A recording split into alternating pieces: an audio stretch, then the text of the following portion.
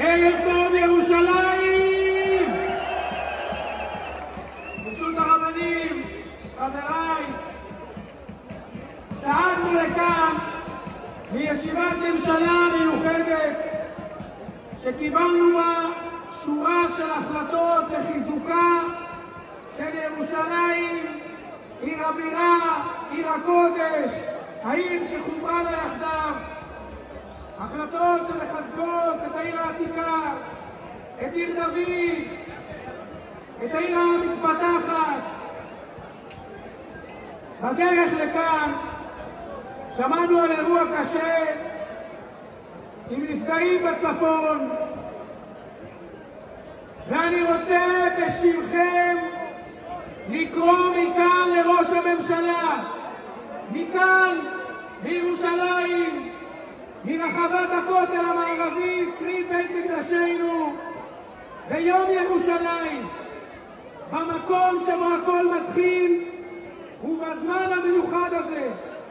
אדוני ראש הממשלה, קבל כוח מהרבבות שנמצאים כאן, תן את הפקודה, צא למלחמה בחיזבאללה, תכריע, תשמיד,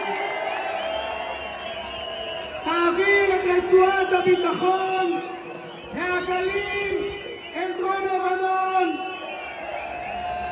תן ללוחמים הגיבורים שלנו לנצח, להחזיר לנו את הכבוד הלאומי והגאווה הלאומית ואת הביטחון, לאפשר לתושבים הגיבורים לחזור הביתה בבטחה, לבנות את חבלי הארץ בדרום ובצפון פי 3, 4 ו5, כי זה הניצחון האמיתי. אדוני ראש הממשלה, עם ישראל מאחוריך, הרבבות כאן מאחוריך, קבל כוח. תראו, המפלצות האלה של חמאס שיצאו לטבח בשמחת תורה הגדירו את זה תופן אל-אקצא. הם יודעים מצוין שמכאן הכל מתחיל, שהקשר החי, העוצמתי והעמוק שבין עם ישראל לארץ ישראל מתחיל מכאן, מירושלים, מהר הבית, מההיסטוריה, מההבטחה האלוקית, מהתנ"ך. גם אנחנו מבינים את זה. אנחנו שואבים מכאן אמונה, נחישות ועוצמה, ומכאן מחזקים את לוחמי צה"ל ומפקדיו בכל הזירות.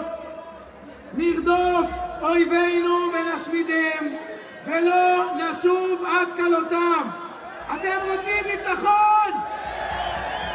לא שמעתי. אתם רוצים ניצחון? בעזה וגם בצפון עד הסוף.